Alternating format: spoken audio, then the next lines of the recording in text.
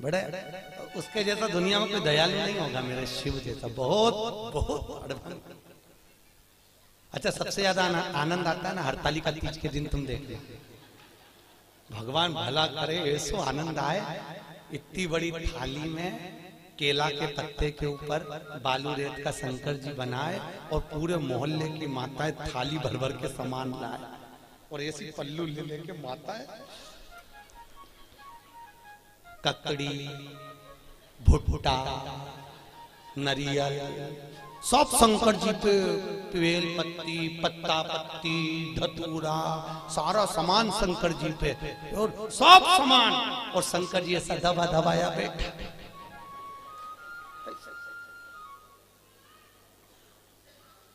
पार्वती जी बोली हटाऊं क्या? शंकर जी बोले धरे रहने दे, अब तो सुबह 4 बजे हटेगा। और ये पूरी रात भजन गाती फिरे, तांबा का हंडा तातो धरो पानी।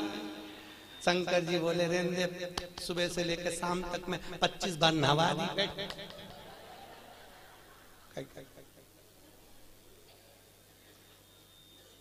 और बोलती जा, नींद आए भोला नवा के देऊंगी।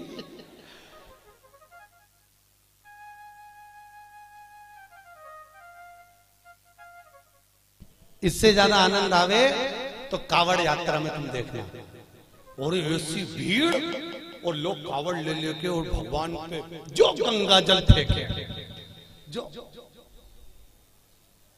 यहाँ की कावड़ तो हमने नहीं देखी कि यहाँ पर पानी कैसे चढ़ाने देते हैं, पर काशी में तो ऐसी भीड़ आती है और गंगा जली ले लेके पानी भगवान शंकर पे फेंकते हैं। और कहीं कहीं का तो गंगा जली,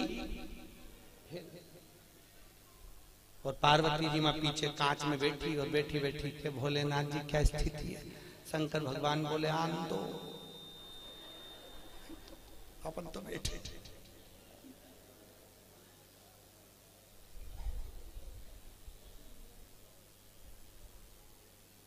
बहुत दूर से आए, बहुत।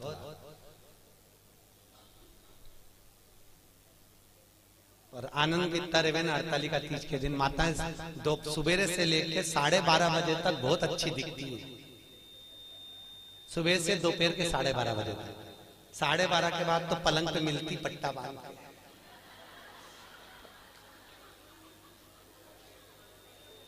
फिर 4 बजे उठती, फिर जाके नहा के बाल, तो भी मुंह पे स्माइल बिल्कुल नहीं रहे, बेचारी ऐसी रहे जैसे मरी हत्या।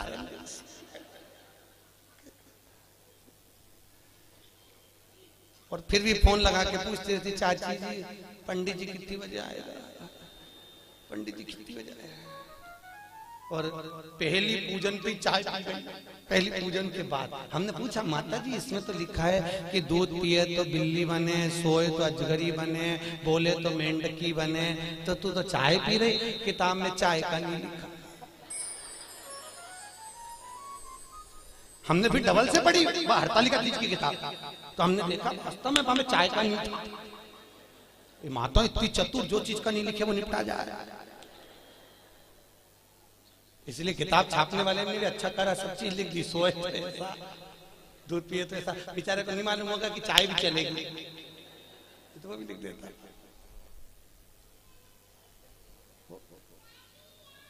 महाराज शिव करुणा सागर, उसके बराबर दुनिया में कोई करुणा नहीं कर सकता। राम जी की सेवा में तो ये भी चाहिए, वो भी चाहिए, और कृष्ण की सेवा में भी ये चाहिए, वो चाहिए, और शंकर की सेवा में तो पानी चढ़ाओ तो ठीक है, नहीं चढ़ाओ तो ठीक है, नहीं तो यहाँ तो शास्त्र कह रहा है मुझे कुछ भी प्रिय नहीं है। शिव कहते हैं मुझे केवल एक प्रिय है और वो सत्य प्रिय है, इसलिए सत्यम शिवम सुंदरम, मुझे सत्य प्रिय है। इसलिए जो मर जाता है उसको तोप के ले जाते हैं, तो चिल्ला चिल्ला के जाते, राम नाम सत्य है। दुनिया के लोग इसलिए चिल्ला के ले जाते हैं कि इसको स्वीकार कर लेना, इसी ने सत्य बोला है, हम तो यूं ही झूठेले ला रहे। हमारा काम तो इकट्ठा करके तुम्हारे यहाँ छोड़ना। असत्य नाम सत्यमय जीवन को जियो।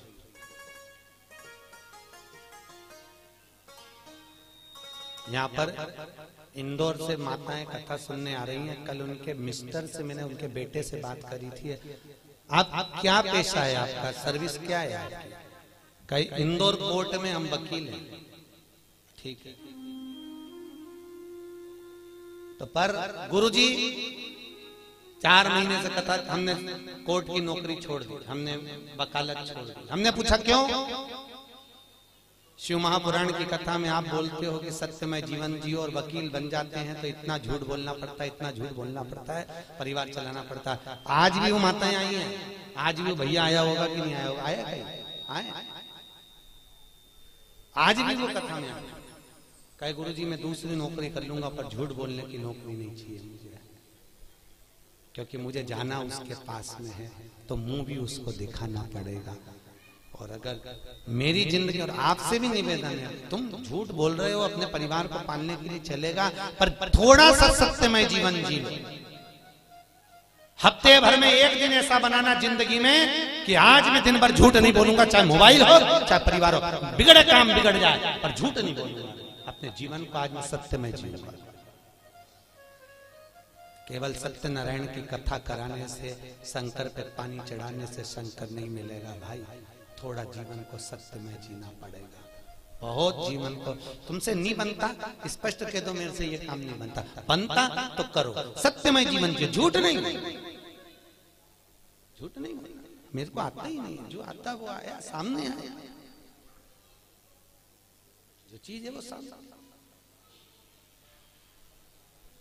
सत्यमय जीवन जियो, बहुत अच्छा लगेगा आपको। आपकी जिंदगी में आप सुंदरता प्राप्त करें। सत्यम शिवम सुंदरम, अगर सत्य बोलोगे तो शिव मिलेगा, और शिव मिल गया तो जीवन सुंदर हो जाएगा। क्यों जीना सत्यता में? क्यों जीना सत्य? असत्य के चक्कर में एक गांव के पंडित जी मर गए, बहुत विद्वान कथाकार, बड़े विद्वान प्रखर, और मर गए तो नरक में चले गए। अब गांव के 2-4 लोग और मर के नरक में गए, तो नरक में गए तो पंडित जी मिल गए। तो गांव के लोगों ने कहा पंडित जी तुम तो हमारे गांव के इतने विद्वान पंडित जी थे, तुम तो खूब पूजन पाठ करते थे, फिर नरक कैसे चले गए?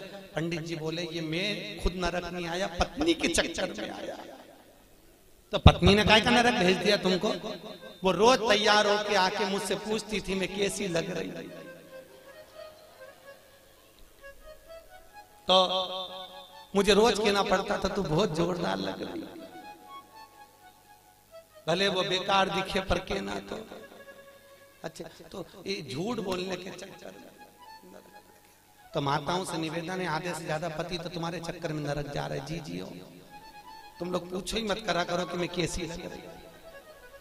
और कहीं का पड़ गया एक आध माथा तो एक वो कहे ना, एक कहावत है ना, एक पति तैयार हो रहा था और पत्नी सज धज के, वो पति ऑफिस जा रहा जूता पहन के, और ये वहां आके खड़ी होगी, ए जी मैं कैसी लग रही, मैं कैसी लग रही? पति जूता बांध के जा रहा था ऑफिस, बेचारा बैग उठा के, फिर पूछा बोलो तो सही में कैसी लग रही? पति बोला ऐसी लग रही जैसे हरी घास में भैंस चल रही।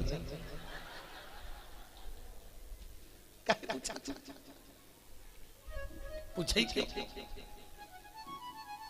भगवत तत्व की शरणागति है महाराज। जीवन में थोड़ा सत्यमय जियो, सत्यम शिवम। अच्छा, बहुत कथा कह रही है। भूत बावन भूतेश्वर भोलेनाथ ने ब्रह्मा जी को श्राप दिया।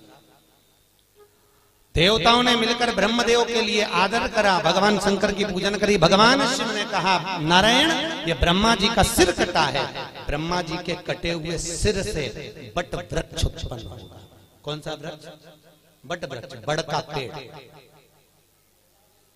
और इस बट वृक्ष के नीचे कोई देवता की पूजन नहीं होगी, होगी तो केवल पितरों की पूजन होगी। और मैंने इस ब्रह्मा के मुख को बड़ का पेड़ बनाया है, इसलिए मैं इस पेड़ के नीचे विराजमान रहूंगा। मेरा नाम बटकेश्वर महादेव रहेगा। कौन सा महादेव? बटकेश्वर। यहाँ पर भी होंगे बटकेश्वर महादेव कहीं ना कहीं। महाराज बड़केश्वर महादेव, जो घर में चिड़चिड़ापन रहता है, क्रोध रहता है, झगड़ा होता है, क्लेश मचा होता है, घर में शांति नहीं रहती, तो बड़केश्वर महादेव के मंदिर में जो जलाधारी होती है, उस जलाधारी में अपना नाम और गोत्र बोलकर बेलपत्री की डंडी को फंसाकर उसमें 1 लोटा पानी और दूध चढ़ाकर आ जाइए, घर में शांति हो जाती है, कभी क्लेश नहीं मचेगा। सोमवार की अष्टमी के दिन यह क्रम किया जाता है। कौन से दिन? जम के बोलिए। सोमवार की अष्टमी, बटकेश्वर महादेव के मंदिर। बटकेश्वर शिव को भगवान ब्रह्मा का मुख बड़का हो गया। समय आया, ब्रह्मा जी ने सृष्टि की रचना आगे बढ़ गई। भगवान विष्णु ने ब्रह्मा जी से कहा, ब्रह्मदेव सृष्टि की रचना करिए। शंकर जी से पूछा, ब्रह्मा जी ने सृष्टि कैसी रचना है? भगवान भोलेनाथ ने अपना अर्धनारेश्वर स्वरूप का दर्शन दिया। आधा पुरुष आधा स्त्री, आधा शिव आधा पार्वती के रूप में भगवान दर्शन दिए और कहा, इस रूप को ब्रह्मा जी देख लो और ऐसी सृष्टि की रचना कर दो। आधे पुरुष आधे स्त्री बना दो।